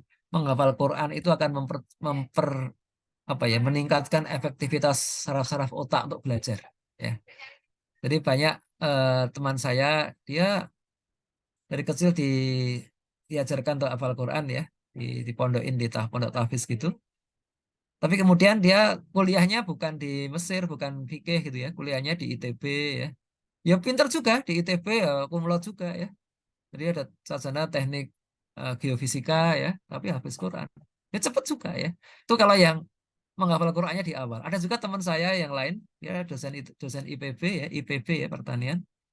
Itu bahkan baru belajar membaca Quran saja, itu sudah umur 40 tahun. Ya. Dia ketika itu ambil S3 di Amerika, terus eh, ada tetangganya itu orang Palestina ya, jadi kalau sholat tarawih itu kan ada di flatnya itu ada musola gitu ya. Ya mereka sih patungan nyewa bareng-bareng, nyewa nyewa kamar jadiin musola gitu kan, yang orang Muslim gitu. Terus apa? eh, ada orang Palestina yang jadi marbotnya lah, marbot musola. Tapi memang orang Palestina ini ternyata bacaan Qurannya bagus dan hafiz Quran. Jadi ketika sholat tarawih itu kok indah banget. Terus teman saya ini termotivasi untuk aku juga harus belajar baca Quran. Dia belajar, dia selesai dokter pulang, baru di Indonesia belajar, dia sudah bisa baca Quran ya. Belajar waktu di sana, waktu di Amerika itu. Baru pulang itu dia belajar menghafalkan Quran. Ternyata ya Qurannya ya jadi hafal, profesornya juga dapat gitu loh. Padahal baru selama 40 tahun loh, bayangkan kita yang lebih awal. Jadi kenapa? Karena Quran itu terbukti bisa merangsang sel-sel otak. Kenapa ada beberapa pantangan ya kalau mau menghafal Quran dengan baik, jangan jangan maksiat ya. Jangan makan barang haram ya, jangan nonton yang aneh-aneh gitu kan ya. Itu dia taati dan itu berarti membuka waktu dia juga untuk mengefektifkan otak kita ya. Itu Mas Iqbal ya kira-kira seperti itu. Jadi ya, cuma kalau menekuninya ya saya kira teman saya tadi dia tidak menekuni fikih mendalam, dia cuma menghafalkan Quran aja ya. Itu. Ada lagi barangkali? Baik, ada ini yang sudah antri. Mbak Najwa, silakan. Ya Ustadz, jazakallah khair Ustadz atas penyampaiannya. Jadi saya termasuk yang ini ya, apa, takjub ya, Masya Allah, kalau dengan ustadz-ustadz yang gelarnya sebenarnya akademik, tapi ustadz gitu, kayak Ustadz Fahmi, Ustadz Ahmad Rusdan, Ustadz Nopriadi Hermani gitu kan. Ya, Nah, tapi pertanyaan saya itu, tadi kan sempat disampaikan jenengan di menjawab pertanyaannya Mas Iqbal itu tentang passion. Tapi mungkin saya agak nyerempet ke situ. Karena kan mempelajari juga tentang ini ya, apa namanya, IQ misalnya. Apa jangan-jangan nih ilmuwan-ilmuwan itu sebenarnya mereka-mereka yang berbakat istimewa. Kalau istilahnya sekarang itu yang gifted gitu ya, Ustadz ya. Jadi kayak saya juga nggak tahu nih misalnya IQ-nya Ustadz Fahmi ini berapa. Luar biasa ya, bisa multi talenta, misalnya seperti itu. Nah, apa ini juga ada kaitannya? Karena kan kalau misalnya kita melihat yang kekinian, kita melihat kayak Ustadz Adi Hidayat itu kan luar biasa ya, secara memori, ingatan, dan seterusnya. Nah, menurut Ustadz ini ada kaitannya atau tidak? Ini saya beberapa pertanyaan ya, Ustadz ya. ya, Kemudian ya, juga tadi ada apa penyampaian bisa menyeimbangkan itu seperti apa? Kalau saya lebih ke memprosesnya itu seperti apa? Karena kan hari ini tuh orang tua itu dilema memang. Ini anaknya tuh mau dipondokin dulu, baru sekolah umum, apa sekolah umum, baru nanti dikasih apa namanya ilmu agama. Karena kalau pengalaman saya sendiri melihat kayak saudara-saudara saya, keluarga saya itu, kalau misalnya anaknya itu awalnya itu dipondokin, itu nanti untuk sainsnya itu eh, kualitasnya rendah gitu. Karena kita di pondok itu mungkin apa pelajaran umumnya itu dipersedikit. Nah, sehingga akhirnya sainsnya kurang. Jadi kalau misalnya kita mau ngelanjutin ke perguruan tinggi juga biasanya sosial humaniora. Nah, atau nih Ustadz, jadi kayak ya udah supaya anaknya punya basic dulu di umumnya, baru nanti ya sembari itu atau setelah itu gitu, baru nanti ya, ditanamkan ilmu agama. Karena kan tadi emang nggak bisa semuanya barengan gitu kayak kalau kita ya, zaman ya. sekarang gitu Ustadz ya. Itu yang kedua. Ini yang terakhir Ustadz pertanyaannya. Nah, ini saya tertarik menanyakan ini karena ada yang menyampaikan tentang ini ya, apa namanya, perempuan. Kan jarang ya disampaikan kayak ulama perempuan gitu, misalnya kayak ahli-ahli perempuan gitu. Nah, itu disebabkan karena zaman dulu itu perempuan dididiknya itu di rumah gitu, atau kalau nggak gitu, dia itu dikasih ilmunya sama laki-laki yang menuntut ilmu di luar. Terus nanti kalau dia udah diajarin, nanti dia itu kepintarannya juga diabdikan ke keluarganya di rumah gitu. Jadi akhirnya kita kurang nih secara literasi, siapa sih ulama-ulama perempuan, ahli-ahli perempuan, kalau menurut pengetahuan atau yang Ustadz tahu selama ini tuh seperti apa kalau untuk ulama perempuan. Ya. Insya Allah itu Ustadz, jazakallah khair. Oke. Ya. Wah, tanya banyak nih. Jadi gini, ya, eh, soal gifted tadi ya, orang-orang berbakat itu ya. Memang faktanya itu ada orang-orang berbakat ya. Cuma kadang-kadang orang nggak tahu bahwa dia berbakat. Ya, kita tahu kita tuh berbakat atau enggak itu setelah dibenturkan dengan kesulitan. Ya. Eh, Makanya Allah mengatakan alladzi khalaqal mauta wal hayata liyabluwakum ayyukum ahsanu amala ya. Allah menciptakan kematian dan kehidupan untuk menguji kalian siapa yang lebih baik amalnya. Ini maknanya dua item ini ya. Pertama, kita berbakat atau tidak ya. Itu diuji dulu dengan kesulitan. Mereka yang sanggup melampaui kesulitan itu ya tidak ya, jadi ada pepatah, saya nggak tahu itu pepatah Cina atau pepatah Arab kuno ya. Sesuatu yang tidak membuatmu mati, tidak membuatmu terbunuh, itu pasti akan menguatkanmu. Ya, kalimat begitu ya. Sesuatu yang tidak membuatmu terbunuh itu akan menguatkanmu. Ya, jadi kalau di cerita-cerita itu kan ya ada pendekar gitu kan, dia pas pertempuran dia luka parah ya, tapi dia nggak mati. Itu dia meningkatkan ilmunya. Dia makin sakti terus ya, dia makin sakti, dia makin nggak terkalahkan gitu kan. Terus nanti ketemu musuh yang lebih berat lagi gitu kan ya. Dan itu kemudian oh dia tapi berbakat dia. Ya. Saya ada pengalaman menarik ini ya. Saya itu dulu waktu kuliah ya, saya itu pernah ada mata kuliah yang sampai ujiannya itu 3 kali baru lulus ya. Mata kuliah geodesi statistik gitu ya. Geodesi statistik itu kalau bahasa bahasa Jerman itu ya di bidang ilmu itu namanya Ausgleichsrechnung ya. Hitungan untuk meratakan kesalahan ya. Kita bisa mendeteksi ada jaringan gitu diukur bareng-bareng untuk yang salah di mana. Kalau dia blunder nanti kedetek dia. Oh ini yang salah ini harus di remove ini. Data ini nggak boleh dipakai ya. Nah, nanti sisanya itu nanti kesalahannya akan minimal semuanya ya. Namanya apa? Apa hitungan apa kalau bahasa Jerman itu kleinste kuadrat ya. Pakai pakai hitungan minimum kuadrat gitu. Nah, rupanya setelah saya lulus selesai dokter, saya tuh disuruh ngajar di IPB, ngajar statistik. Ngajar bidang yang dulu saya 3 kali nggak lulus ya. Dan karena 3 kali nggak lulus itu, saya pas lulus itu saya ingat semua. Saya dulu pernah nggak bisa itu, sekarang saya bisa. Ada yang dulu langsung lulus, saya mungkin nggak bisa ngajar karena saya sudah langsung lupa ya. Nah itu contohnya. Jadi setiap ujian yang kita hadapi itu untuk menguatkan kita. Itu yang pertama. Yang kedua ya, ayat itu juga berarti ya alladzi khalaqal mauta wal hayata liyabluwakum ayyukum ahsanu. Ayat itu juga berarti bahwa semua yang diberikan Allah itu untuk menguji kita juga.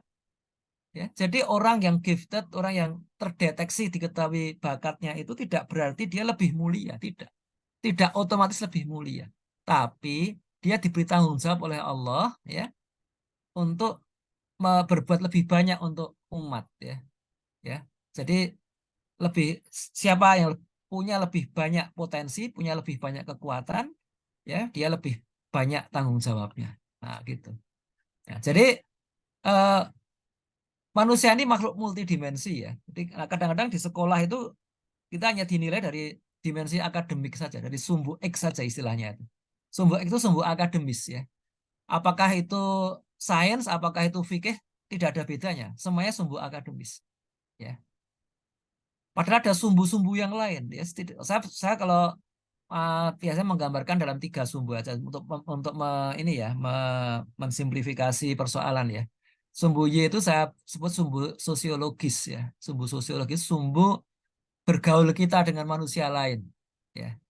Ada orang-orang yang secara akademik hebat, tapi dia secara sosial tidak hebat. Dia tidak bisa menginspirasi orang yang tidak mau bergerak. Ya. Dia tidak bisa mendamaikan orang yang lagi bertengkar. Ya. Dia tidak bisa memimpin gerombolan yang sulit dipimpin. Itu kemampuan-kemampuan sosiologis. Ya. Jadi saya curiga ya orang-orang yang konon punya bakat yang luar biasa dalam akademik, apakah mereka bisa memimpin? Belum tentu loh.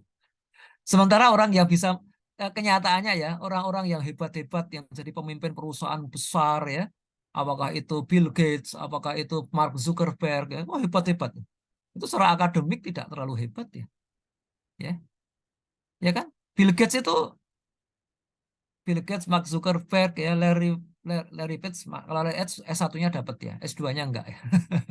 Tapi Mark Zuckerberg atau Bill Gates itu enggak lulus dia ya. Bill Gates itu cuma 1 semester di ya sekolahnya di mana Bill Gates itu? Harvard ya kalau nggak salah ya, Harvard itu. Kalau Mark Zuckerberg di Stanford. Bukan. Yang Stanford itu Steve Jobs ya. Steve Jobs itu di Stanford. Ya, kampus-kampus top di Amerika ya. Cuma nggak lulus itu ya. Kenapa nggak lulus? Karena mereka merasakan bakatnya nggak di situ. Bakatnya itu bikin sesuatu yang baru, mimpin orang lain. Ya. Steve Jobs itu coding nggak bisa loh. Dia bikin program komputer nggak bisa.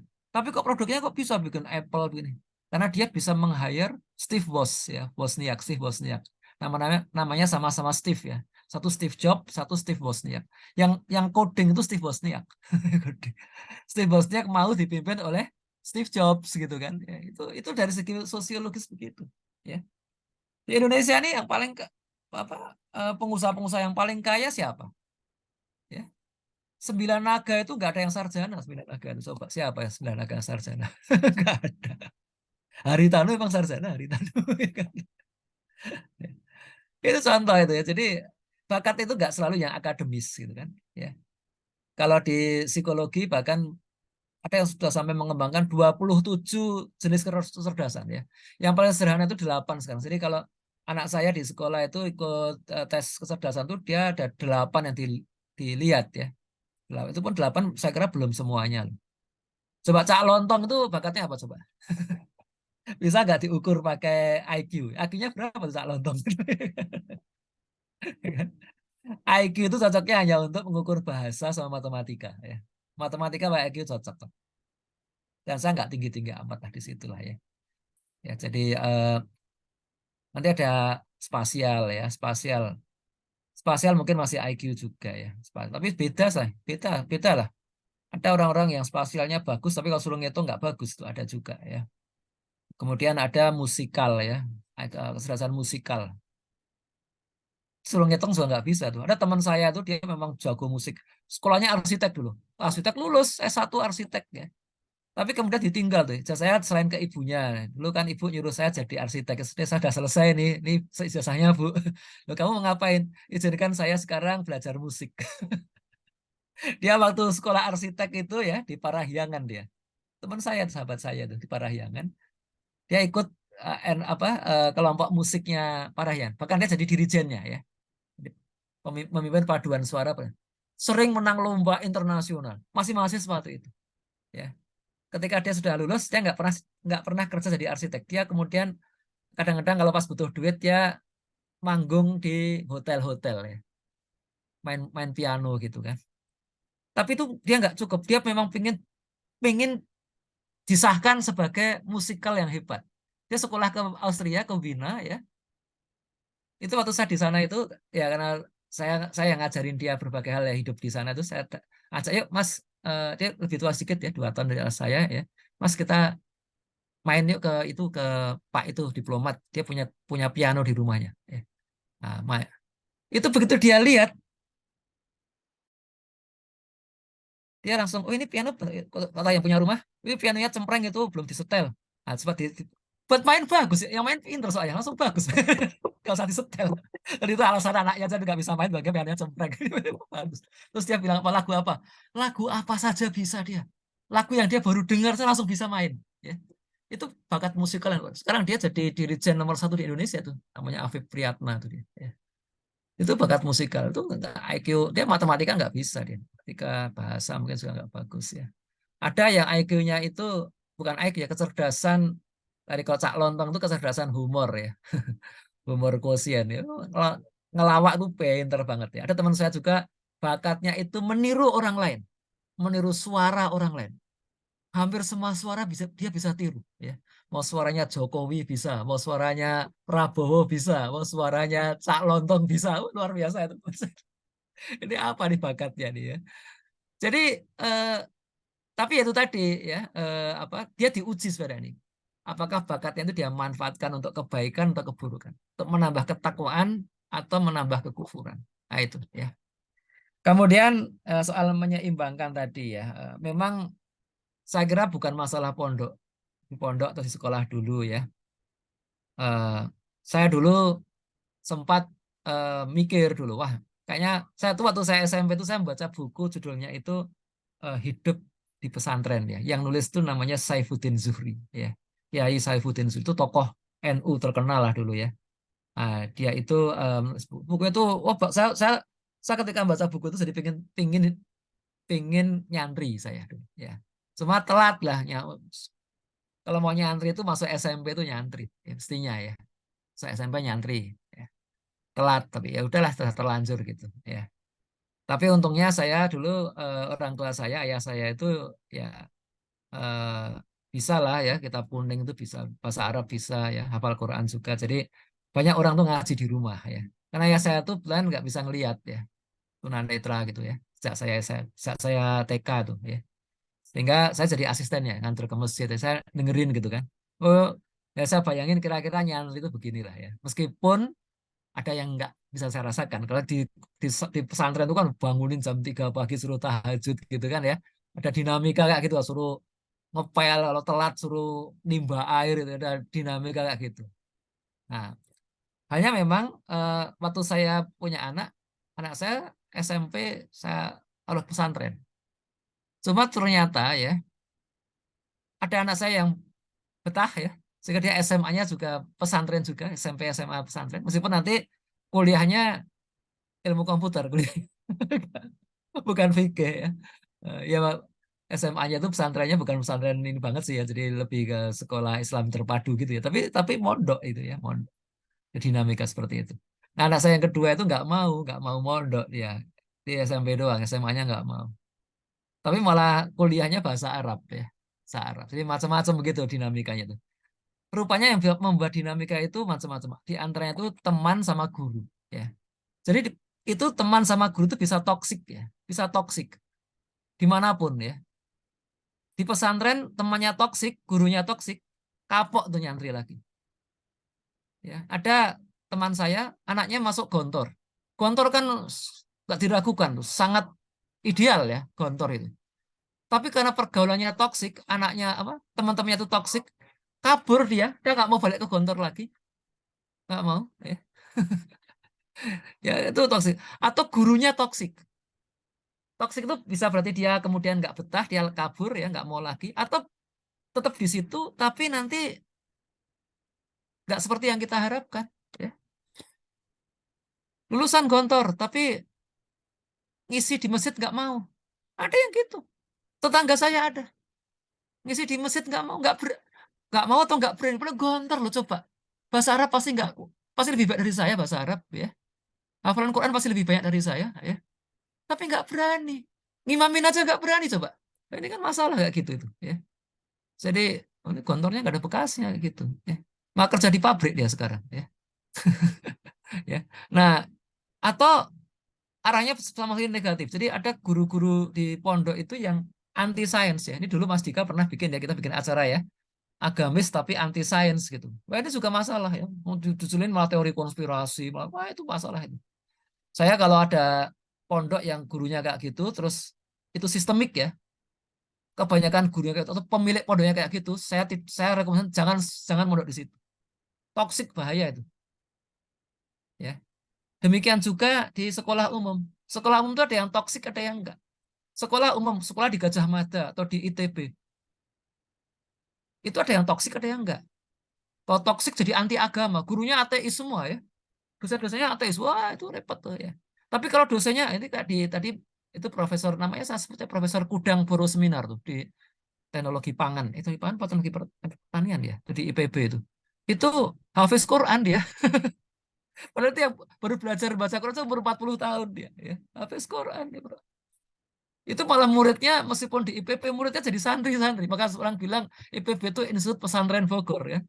Ya, muridnya lulusannya ini ya saya yang di pertanian masih banyak ya, tapi kok terkenalnya sebagai ustadz. Teman-teman saya tuh banyak lulusan IPB ya, tapi sebagai ustadz. Ya. Dokter juga ya, dokter statistik ya, maksudnya dokter statistik, ya. Dokter siapa itu Rahmat Kurnia ya, itu kan, dokter siapa lagi itu ustadz-ustadz semua ya. Itu itu itu contoh ya. Jadi tergantung lingkungan itu toksik apa. Kalau toksik ya pasti nggak bagus sih. Tapi kalau dia mencoba seimbang ya insya Allah muridnya seimbang juga. Ya. Kemudian tadi soal apa perempuan tadi ya. Ya memang perempuan itu ada masalah sekarang ya karena dia eh, perempuan jelas punya fungsi-fungsi yang diletakkan pada mereka oleh syara ya. Ummul warobatul bait ya. Jadi sebagai ibu, sebagai eh, guru bagi anak-anaknya, ya, sebagai penjaga rumah tangga, ya, banyak itu, ya. Makanya idealnya itu ya memang ada sekolah khusus keahlian rumah tangga, tuh, ya, setingkat S1, S2, S3 gitu kan. Saya pernah punya ide seperti itu ya, cuma belum ada yang menyambut ya. Terus saya sampaikan ke perempuan-perempuan yang punya influence ya, punya pengaruh itu pada umumnya feminis, mereka langsung mencurigai ide saya. Ini kamu nggak suka ya perempuan? Terus saya nggak masalah itu kan ya. Ilmu rumah tangga itu kompleks loh, ilmu rumah tangga itu tentang kesehatan. Ini boleh saja nanti dia mengambil salah satu bidang itu difokuskan, tapi dia nanti berguna ya. Lu bayangkan di Indonesia itu mahasiswa itu ada berapa coba setiap tahun itu? Setiap tahun itu masuk perguruan tinggi itu 1 juta orang, ya. Separuhnya itu perempuan, separuhnya, ya. Lulusan SMA itu antara 4 juta, ya, 3 juta 4 juta orang. Cuma 1 juta yang masuk perguruan tinggi, negeri dan swasta. Ya. Separuhnya perempuan. Jadi nanti di ujungnya juga lulusannya separuhnya perempuan. 500.000 orang lulus ya setiap tahun, ya rata-rata lah ini kira-kira. Ada yang berada di tengah sana ada juga ya. 500.000 perempuan. Sebagian besar kemudian tidak menggunakan ilmunya itu di bidang yang dia pelajari. Pelajarannya apa dulu? Matematika. Jadi ibu rumah tangga. Ya dia nanti terlalu pintar untuk kasih anaknya. Sabar apa enggak tuh teman. Anaknya cuma SD belajar aritmetika diajarnya kalkulus nanti. Wah, masih mending anak orang tuanya sarjananya teknik nuklir gitu kan. Ya, sing juga nih apa bawa iridium 92 nih ke rumah nih kan. Atau bawa U235 ke rumah kan nggak mungkin itu ya. Ya jadi padahal dulu sekolahnya itu kan disubsidi pemerintah ya. Kalau teknik itu kan subsidinya besar. Kalau matematika mungkin nggak besar. Tapi kalau kalau kedokteran atau apa teknik nuklir itu subsidinya besar sekali itu kan. Beli iridium 92 atau uranium 235 itu wah, mahal banget itu gimana untuk praktikum mesti beli itu ya. Subsidi silang itu dengan jurusan lain yang tidak perlu lab ya. Kemudian nggak dipakai. Bahkan setelah 5 tahun nggak dipakai pasti hilang gitu. Ya. Saya tuh pernah ketemu sarjana fisika nuklir ya. Kerjanya jadi sekretaris. Meskipun sekretarisnya di Batan ya, Badan Tenaga Nuklir, tapi di sana sekretaris. Sarjana fisika jadi sekretaris. Apa ya masih kelingan, masih inget itu rumus-rumusnya itu. Ya, enggak lah.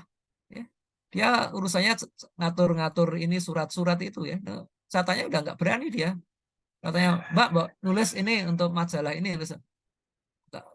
Atau bicara deh, bicara, nggak usah nulis bicara. Itu dulu waktu saya di Bina itu ada anu apa sarjana fisikawati gitu ya yang ikut jadi apa ikut jadi staf kedutaan gitu ya nggak berani dia ya ngomong tentang fisika nggak berani udah lupa mas udah 5 tahun nggak ngurusin itu aduh ya negara rugi itu padahal dulu dia menyisihkan sekian banyak orang yang ingin beneran belajar fisika karena kursinya terbatas ya kalah sama dia kan ya dari kampus terkenal kampus UI ya seperti itu.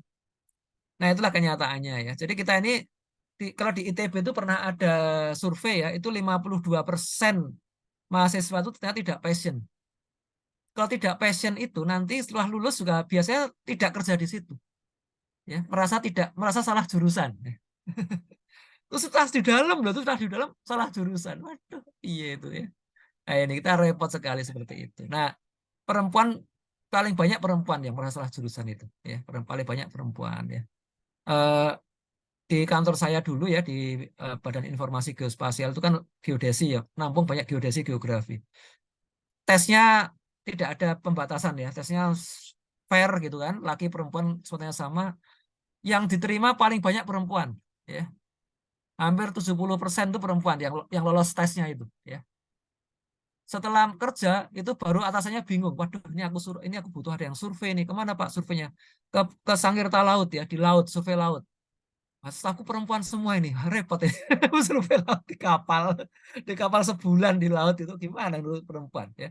Ini yang ini lagi hamil, yang ini lagi menyusui, yang ini nggak boleh sama suaminya kan nggak ada orang. Pusing kan seperti itu. Ya itulah makanya perempuan ada batasan itu. Nah, tapi kalau dari sejarah Islam ya itu ada beberapa ilmuwan yang saya punya buku itu sebenarnya Al-Muhaditsat ya. Al-Muhadits itu ada sekitar berapa ratus eh, orang itu dia muhadis ya, ahli hadis. Dan ahli hadis perempuan zaman dulu itu beda dengan sekarang. Zaman dulu itu ahli hadisnya harus pergi, banyak perginya. Karena dia harus mencari hadis, sanad-sanad ya gitu kan ya. Nah, itu berarti dia perlu requirement yang berbeda ya. Dia perlu mungkin ada perlu menikah dengan orang yang mau diajak traveling begitu. Ya kan? Jadi ada profesi-profesi yang perempuan itu memang lebih terbatas dia ya. Eh, bukan berarti tertutup ya, tapi terbatas ya. Ya, kayak misalkan pramugari, boleh nggak perempuan jadi pramugari? Boleh, asalkan. Nah, ini syaratnya apa? Asalkan dia terbang bareng suaminya. Suaminya juga pramugara atau pilot. Situ terbang. Lu gimana kan? Itu pramugari dalam Islam beda lah dengan pramugari dalam sistem sekuler ya. Itu kan di pesawat penumpangnya nggak cuma laki-laki, banyak perempuan juga ya.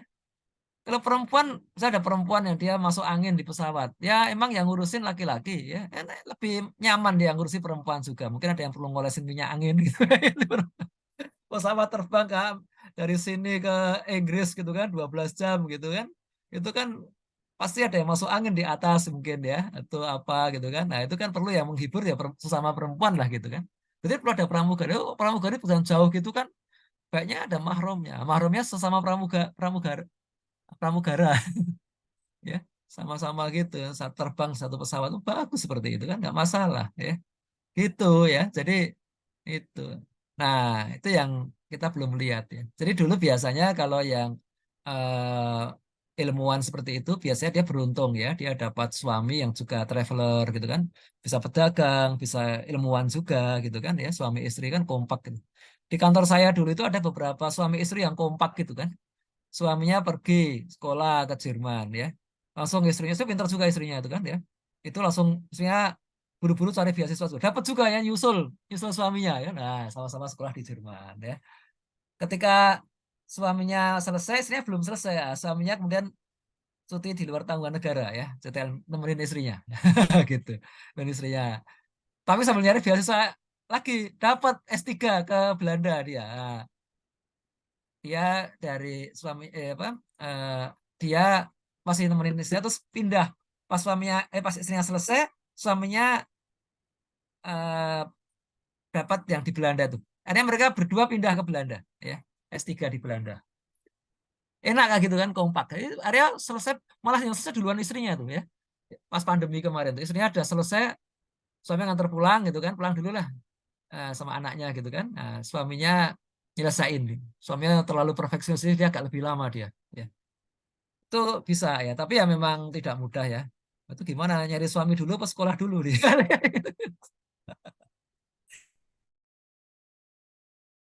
apa ya tadi passion masing-masing gitu kan ya bahkan saya kalau saya kan peneliti ya itu saya bilang ke junior-junior saya itu saya bilang gini kalau kamu peneliti ingin punya karir yang bagus carilah ya istri atau suami yang juga peneliti. Loh, kenapa Pak? Bahkan penelitian yang gak nyangkut dengan disiplin ilmu kamu. Kenapa? Pertama bisa sekolah bareng, kedua bisa publikasi bareng, gitu kan ya. Suaminya suaminya geografi ya, istrinya apa informatika tuh nyambung gitu ya. Atau suaminya geologi, istrinya geografi nyambung. Jadi kalau publikasi bisa bareng. Jadi namanya berdua tulis. Jadi kadang-kadang istrinya lagi apa kan kalau peneliti itu ada target ya peneliti dosen itu ada target harus publikasi sekian banyak itu dalam setiap tahun gitu kan nah itu kalau yang apa istrinya lagi hamil lagi melahirkan gitu kan kan nggak punya waktu ngurusin bayi kayak apa kan harus yang bikin paper tuh suaminya aja ya istrinya diskusi-diskusi aja nanti nulis namanya dua kan enak gitu kan dapat nama juga istrinya kan seolah lulus ya kalau di perguruan tinggi BKD-nya lolos ya beban kinerja dosennya lolos gitu kan ya dapat gitu enak gitu kan ya nggak bohong gitu oh memang diskusi kerjasama kok cuma istrinya sambil ngomong bayi gitu loh ya kalau sama orang lain kan repot kayak gini kan nah itu enak ya jadi ada teman saya tuh kok wah kok papernya banyak amat ya Pak bantu suami jadi gitu caranya ya. Udah ada lagi Mas udah hampir jam 7 nih ya Ya, oke. Cukup mungkin saat ya. Nah, ini ya juga oke pertanyaannya juga sudah banyak ya. ya ya. Alhamdulillah kita sudah menyelesaikan Islamic Science kelas kita pada pagi hari ini dan itu ini banyak cerita dan ilmu yang luar biasa ya. Sehingga semoga nanti bisa teman-teman yang bisa diaplikasikan, nah nanti bisa diaplikasikan atau bisa membuat menginspirasi teman-teman yang lainnya yang mungkin cocok dengan apa yang kemudian ilmu yang kita dapatkan dari Prof. Fahmi pagi hari ini. Jazakallah khair Prof. Fahmi atas 2 pertemuan di Ramadan ini. Ilmu yang sangat luar biasa dan juga jazakumullah buat teman-teman semuanya yang sudah hadir pada pagi hari ini. Mohon maaf dari saya apabila ada hal-hal yang mungkin kurang berkenan. Billahi taufiq kita tutup ya dengan doa kafaratul majlis. Bismillahirrahmanirrahim. Subhanakallahumma wa bihamdika asyhadu an la ilaha illa anta astaghfiruka wa atubu ilaik. Billahi taufiq wal hidayah. Assalamualaikum warahmatullahi wabarakatuh. Waalaikumsalam.